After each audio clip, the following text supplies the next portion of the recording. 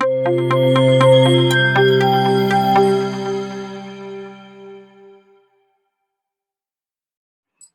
everyone to another edition of The Citizen on the Record.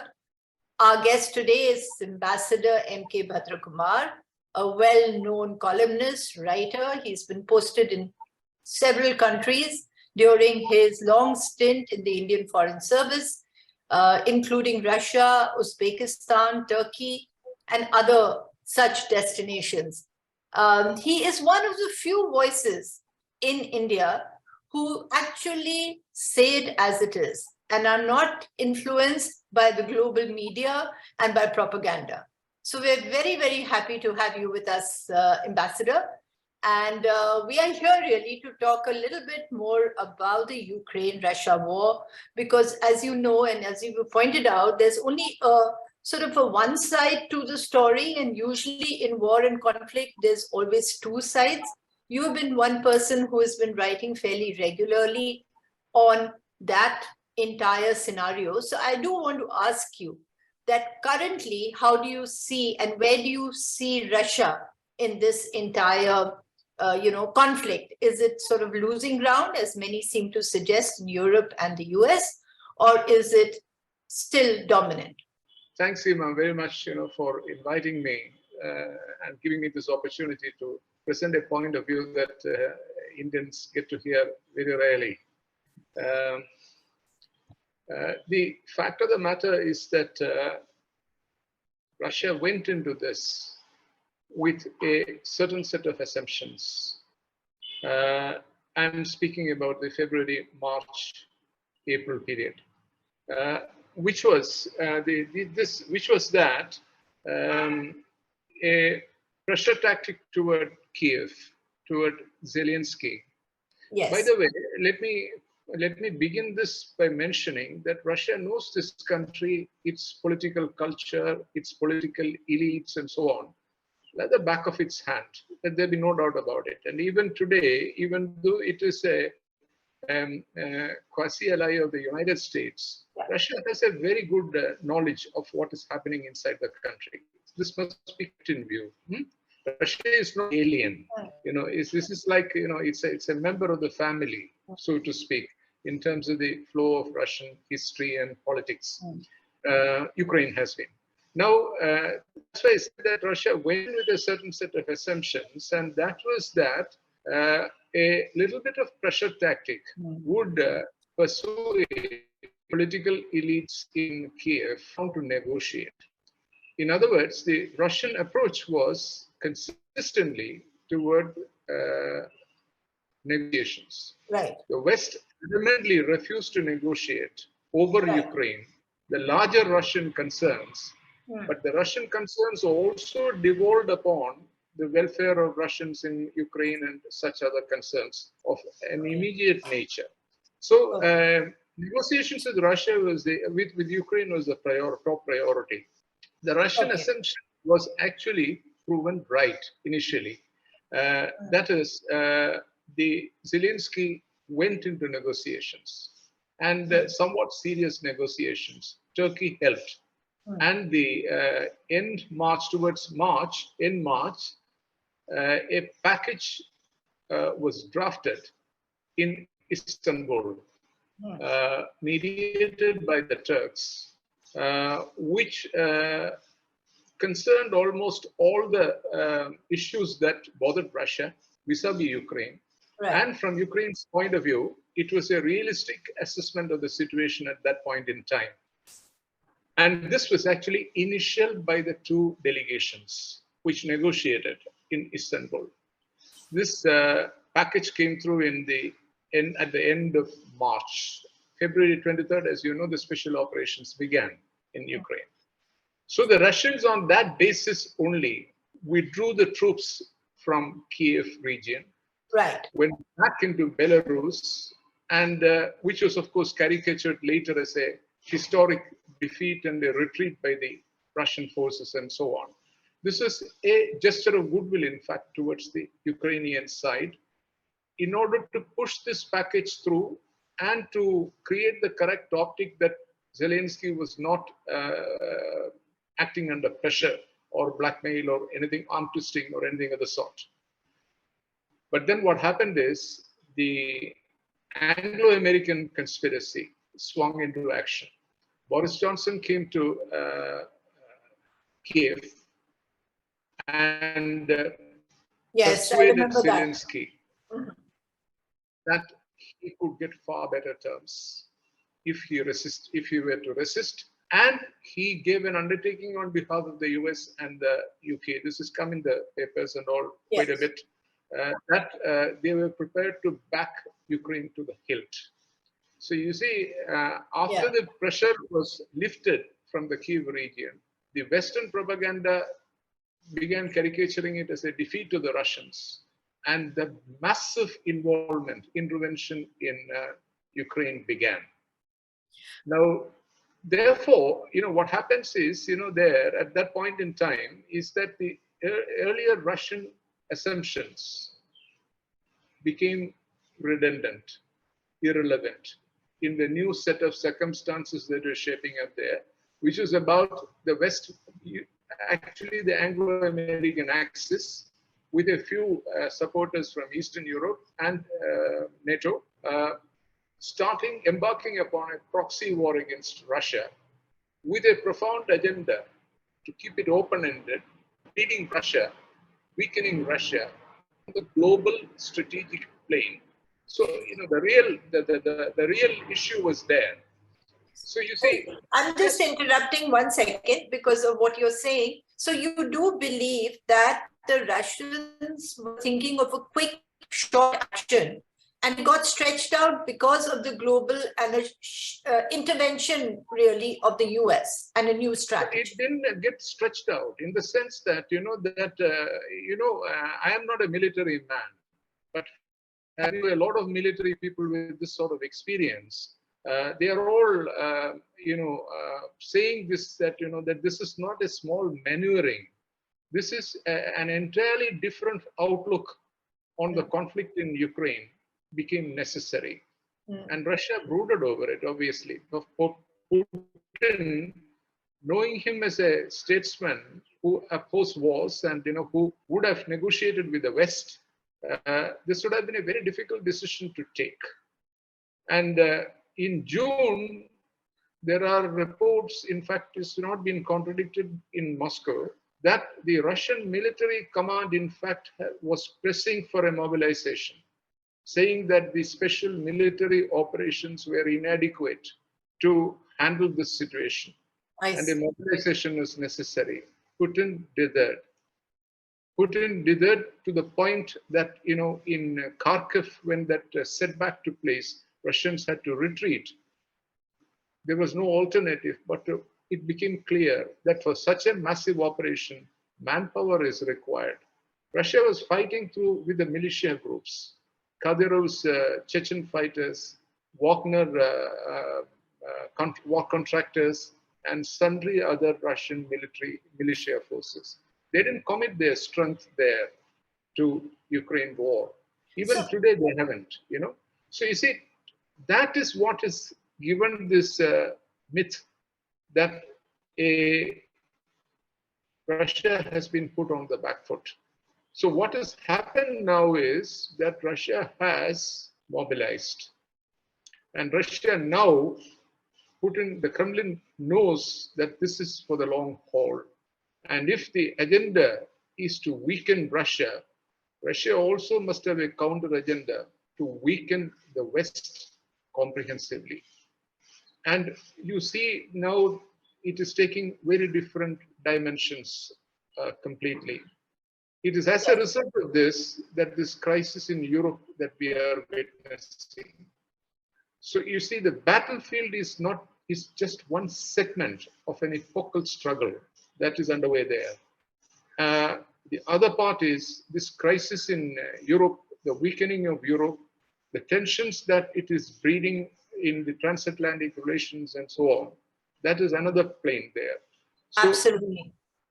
And then the Western papers are full of it, that this massive supplies of weapons have not made any difference to the war, really, in qualitative terms. It's really Europe caught, or Ukraine actually caught into a much larger conflict, which is really a face-off between the US and Russia and China, right? Because a lot of experts have been writing about the fact that actually the whole game is Russia. Russia is in the middle, so they don't want this block of Russia and China gaining strength. And it is Washington versus Beijing at the end of the day. Do you see that? No, actually, I tend to view it a little differently. Okay. We'll be rushing into a judgment, big judgment, Right. to bracket Russia and China together, because there are specific characteristics of the tensions between Russia and European Union, Russia and Europe, Russia and NATO, Russia and the United States. China is not facing anything of the sort.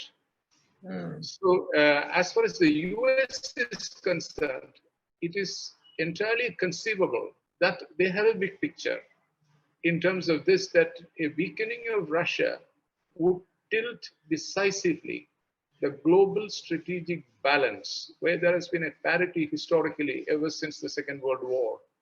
That balance would be tilted in favor of the US. And that gives them mileage in the upcoming rivalry with China, which they regard to be the most profound on their strategic agenda. So the weakening of Russia helps the United States. Then there are certain other aspects. The rallying of Europe under US transatlantic leadership can be tapped in the Asia-Pacific region. A success story of the NATO can be repeated in Asia-Pacific region, which will put China at a disadvantage. You see, that is the point. But the basic United States' basic assumption, and I tend to agree with it, is this, that that neither Russia nor China has a bloc mentality. And they are far too big. NATO cannot be compared with this because they are far too big as individual entities to be part of, to run an alliance. An alliance cannot be hydra-headed. An alliance needs a leader. And neither Russia nor China is qualifying for that, because both are leaders, in their own way, and both have their strategic prowess. So the Americans are counting on this, that an axis of that kind between Russia and China is not going to develop over Ukraine. And their reading has been proven right, Okay. So you see, that is the way I look at it. But incrementally, if Russia gets weakened as a result of it, day before yesterday, there was an article, very interesting article in Izvestia, which discussed this. Why a general, a retired Russian general and a prominent military analyst, he discussed this, that why Russia is not committing its forces anywhere near optimal, not even optimal, less than 20% in Ukraine. It's keeping its powder dry. Because Russia understands that defeating Ukraine is not a big deal for Russia. But there is a titanic struggle with the US and with the West, which has existential overtones for Russia, because the agenda of dismemberment of Russia, just like Yugoslavia's case, has never been far from the American thoughts. So Russia is aware of that. So you see, that is why this perception of a stalemate or Russians being on the the Russians are not committing their strength there. The Russians' approach is therefore to grind the Ukrainian forces. Grind the Ukrainian forces to a point that they have no alternative, despite the Anglo-American cajolings, to come to the negotiating table and finish this war. But Russia is also getting hit in a big way, isn't it? They are not really, because the point is, apart from what the Western propaganda is saying, look at it this way, the ground reality. 1/5 of Ukrainian territory, and the territory which matters most to Russia, which is Donbass and Crimea, Yes. they are now part of Russia on the ground in a conceivable future or ever. So you see, Russia has, in my opinion, Russia has achieved its objective more or less, and at this point, it will be very happy to negotiate. But then, as I mentioned, this struggle is not about land. This struggle is not about Ukraine. This is it is a much bigger agenda. And therefore, the West is not prepared for that. NATO is not prepared for that because this would become a negotiation at this point means a defeat for the US and a loss of credibility for NATO. And coming so soon after the Afghanistan happening, conclusions will be drawn that this is a power inexorably in decline. It couldn't defeat Russia. So it's a war that the Americans will probably continue till the next election, right? Because Biden can't back off from this now. Election has a bearing on it, in the sense 2024 election you're referring to. Yes, of course. So it has a bearing on it for 2-3 reasons. One is primarily, of course, Biden is a candidate. And secondly, it will be useful for Democrats to create dissent within the Republican camp so that they don't unify behind. They will try, but I think Trump will have his way finally. This is my judgment. That is the second aspect of it. And a third aspect which we need to remember is that that this is fueling the military-industrial complex in America. It's not really therefore a strain for the Americans. They are actually doing money laundering. They just print notes and they give it over to Pentagon. Pentagon hands it over to the military-industrial complex, and it goes to its allies and all this as exports, and the money comes back to United States. So it's actually what is happening is nothing less than a racket of money laundering. And in this process, it's a very corrupt political elite in America. So it is useful for Clinton to keep these constituencies on his side. And then there is another aspect to it, that detaching himself from Ukraine is a risky proposition for Biden personally and for his family. Because if you go back to 2014, Obama had outsourced this Ukraine issue, can of worms, to Biden. Biden handled it, the coup and everything as part of it. And now the Republicans having taken control of the House of Representatives, they are going to go hammer and tong to open this can of worms that Biden is holding about his son and the scandals over it. So we have not heard about it publicly so far, but we are going to hear about it as the election campaign begins. So at a time like that, Biden is most interested in keeping Zelensky and so on in a tight leash. Yes. Yes. So absolutely. Another aspect which is not being discussed, but it is very much there. Yes, absolutely. So when you have given this whole picture, so we have America versus Russia, but you have said, and you in your analysis, that China is also, the target for the Americans. How right now China is keeping very quiet and keeping out of this whole Ukraine versus Russia scenario. But, how do you feel? Do you think that there will be a moment for China to intervene? Because obviously it does not want a weak Russia in the region. And it also understands, like anybody else does, that a weakened Russia is going to make it difficult for China in the long run. You see, as I mentioned earlier, Russia has not committed anywhere near its real strength. I mentioned about this. Yes, of course. So they'll wait for a while. Mentioned that he knows for a fact that hundreds of hypersonic missiles are in the Russian stockpile. And they have not used it in Ukraine. Why they are not using it? That's a point. So you see, Chinese support doesn't really matter for Russia at this stage. This is a thing that Russia has to fight alone because it is felt in the blood and felt along the heart by the Russian people. And the Western calculations have gone wrong. In fact, the criticism of Putin today is that he's too soft. That is the criticism within Russia. So you see, the Chinese support beyond this, beyond the diplomatic thing, their refusal to criticize Russia publicly, etc.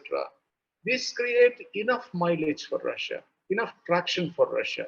Beyond this, do not expect, Russians do not expect either. So that is one part of it. The second part is that China is also benefiting from this, mind you. This grinding war is actually working to the advantage of China also, because the United States is progressively getting bogged down in Ukraine. And it's not going to be easy for the United States to break loose. A retreat from the scene, from the battlefield now, will shake up the transatlantic alliance as a whole. I don't know, Seema, how far you're following this, that the Interior Minister of France, 3 days back, named Italy under the new leadership, far-right leadership, as an enemy of France. Now, unlike in the time of Angela Merkel, are we hearing each other? Yes, now we are. Yes. Yeah. Now, unlike in the time of Angela Merkel, there is no personal equation, no love lost between Macron and Schulz. Germany is going on its own path now. So you see the cracks within the European Union, even for this issue of price cap for Russian oil, on which I was working because I was going to write on it. European Union cannot come to a consensus decision primarily because of varying interests pulling in different directions. The European Union's, there's a big question mark has to be put today on the European Union's future. So you see, all this works for the United States because the point is, without the underpinning of the transatlantic system, the United States cannot fight a war. Right. And China is not a cakewalk for the United States. So is that one of the reasons why India is finding it fairly, I mean, it seems to be on a, I won't say a moral high ground, but at least it's striking a sort of a balance between in the war, and it's supporting Russia and it's supporting Ukraine, and it's not taking sides, and like many of the countries. Now, do you see it as clear defiance of Washington, or do you feel it's more double speech? Well, I think if you give me such a stark choice, I would say the latter part may be more to the point. Okay. You know, I don't want to use such a condemnatory word of double speak, because it's more complex than that. You know, does it occur to you that India has not only not suffered as a result of this war, not only not suffered because it has insulated itself, but it has actually been tangentially a beneficiary.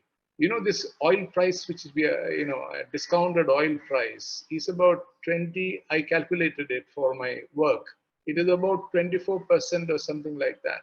You know, it works out to the Russian discount. Now, what does it mean, Seema? It's a professional assessment is that $1 price of a barrel of oil going up can translate for the Indian exchequer a difference of a little over $1 billion. Right. It's a staggering implication. So you can imagine a 24% thing is coming. It is not only energy security, it is also a budgetary support for the Modi government.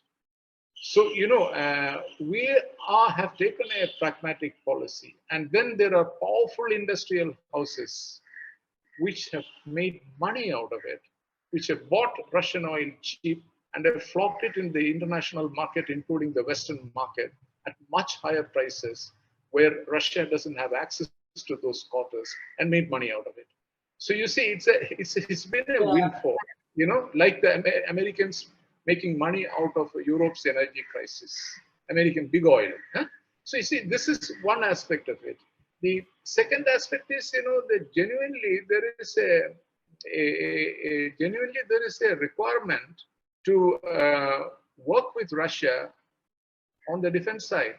I don't need to get into Yes, that's all. Yes. expand it further. So it's a critical requirement, because we have a national defense is involved. That is the second aspect of it. And the third aspect is this, that what do we get out of it? Because we are not going to change the course of the war. And I don't think that we even have a mediatory role, despite the pretensions of in the Indian media and so on. India doesn't have that kind of a geopolitical clout to mediate between two superpowers. Simple as that. On the American side, when you take, on the other hand, the kind of rapport that developed between Xi Jinping and Biden at their meeting in Bali testifies to the reality that neither side is interested in taking matters to a point of no return or a confrontation. The interdependency is so much. I am reading that almost every single month nowadays, China is getting rid of the treasury bonds, US treasury bonds. So obviously, there is the feeling in the back of the mind that a conflict may ensue at some point. You don't rule it out. But at the same time, so they don't want loss, considering Russia's bitter experience with the Americans, freezing of assets and all the rest of it. And on the other hand, you see the American program will suffer on vital fronts such as climate change without China's cooperation. But what is and India? The trade is moving. Sorry? No, I was just wanting you to get a little bit more specifically into the current relationship between New Delhi and Washington. Given the fact so you that, see, the point is India's relationship with the United States has a very big dimension in terms of India's tensions with China. So you see, we create a lot of synergy, between these two planes by working on both simultaneously. So here today, in immediate terms, it really matters to us that if there is a rapport developing between Biden and Xi Jinping, and they begin to work together on certain fronts, which will put India at a disadvantage. So India will definitely ingratiate itself more with the Biden administration. This is what I expect. And I think this has begun. This meeting between External Affairs Minister and his Ukrainian counterpart didn't make any sense otherwise. Because, we are not a stakeholder there. So he was creating an optic that India is not in the Russian camp.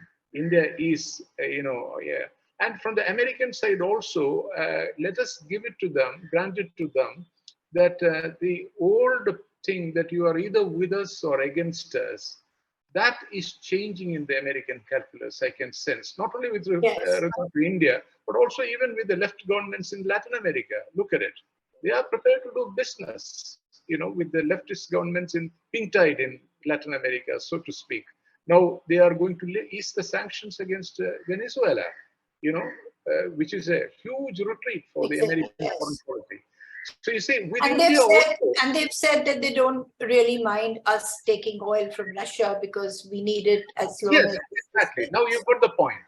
So you see, they think that the best way of addressing this situation and to somehow pin India down, because pinning India down is a Herculean task for any country, including the Americans. It's like an eel fish, it can live in the land and live in the water, So you see, pinning it down is very important. And therefore, the best way of doing it is to give a little bit more space for it to exist, for it to inhabit and to pursue its self-interest. This world is one family and all that is there in the Indian rhetoric apart. It basically narrows down to self-interest. But thank you very much, Ambassador Bhadrakumar, for these insights into the geopolitics around the Ukraine-Russia war. Let's see how this develops as the weeks and months go by. Thank you again.